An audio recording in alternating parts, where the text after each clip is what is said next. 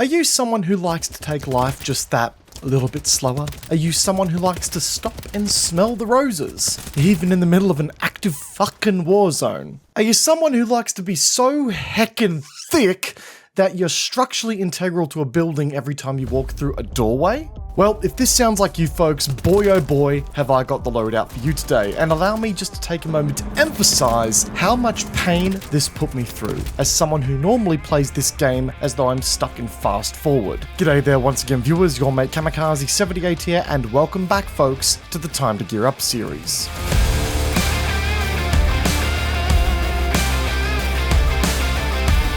So yeah guys, ultimately it's been a while since we've done an episode of this series here, to which I apologise for the delay. There really isn't a good reason between, you know, me getting busy and focusing on other projects first, but this has always been a ton of fun and it gets you guys involved as a community as well, so we're bringing it back. For those who don't know, this is the series that puts you all in the driver's seat. All you need to do is suggest a loadout for me to use in the comment section down below, and the highest rated comment from all of you lot will be selected for the next episode. It can be as sweaty as a hot, humid, stinking day in Australia, or as derpy as a couple of cats sharing the same brain cell. All options are on the table and completely up to you and your votes as a community. So get on down there and get creative. You guys definitely rose to the challenge with our inaugural episode with some awesome suggestions, but it's also clear that some of y'all decided to make it a bit personal by making me rock a loadout called The Fattest Boy, courtesy of Crosshair. Let's run down the kit here and you'll see what I mean there. Now normally I tend to start off these videos with the primary weapon, typically the star of the show of any loadout, right? Well in this case, I want to draw our attention to this absolute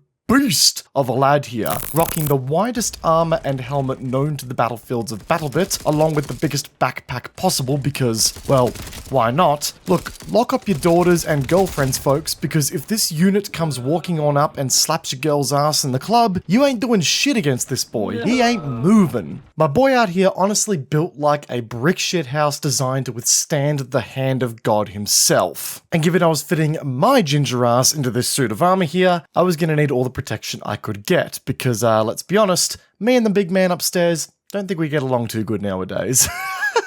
But having all this armor and nothing to poke back at enemies with means, well, nothing unless you're cosplaying as a UN rescue convoy, which we ain't, which is where the good old MG36 here comes into play. The weapon has long been one of my favorites available to the support class, thanks to its fantastic damage output and really attractive magazine economy. Dealing with so many targets without needing to reload has never been so easy. But we all know that even for the mighty MG36, a 40-round mag ain't gonna cut it from time to time in BattleBit. So why don't we go ahead and add on a 60-round drum mag to the equation?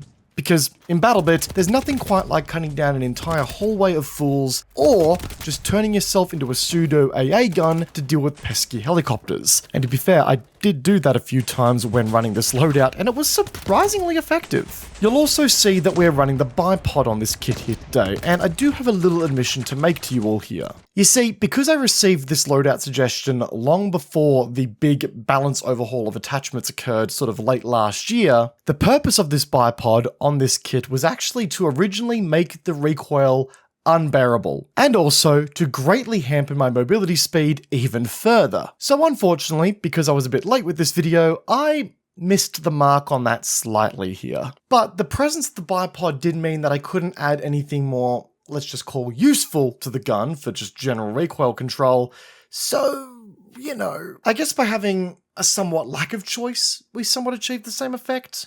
I'm gonna go with that, yeah. Anyways, we were also running the long suppressor and the target detector on the build for good measure. If there's one thing that's more terrifying than a chonkler walking his way to you with malicious intent, it's one that's got a silenced weapon with all of the ammo in the world and an ability to detect your position at a moment's notice. This is one scary mofo so far. But this is where the final touches of the loadout come together to, despite its best efforts already, ruin my day and my time using the thing. You see folks, the impacts that each weapon, attachment and armor piece that you equip on a loadout in BattleBit is cumulative in nature when it comes to your movement speed. So hypothetically, if you were to say rock a pistol that had an impact on your movement speed because it was considered a heftier pistol than most, then in BattleBit, that's going to slow down your movement speed even more across the board, even when you're not holding the pistol. So we are rocking the Desert Eagle here today. Easily one of my favorite pistols in the game under any other circumstance, but here and now, it definitely felt like I was dragging another anchor around my feet while using the kit as a result. Which now feels like a very ample opportunity to tell you about the little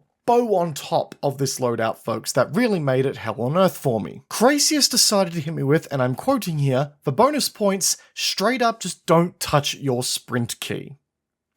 Yeah. And I'm going to assume that most of you by this point have picked up on the fact that, damn, Cam's moving pretty slow, even for a loadout of this style. What's going on? Well, now you know.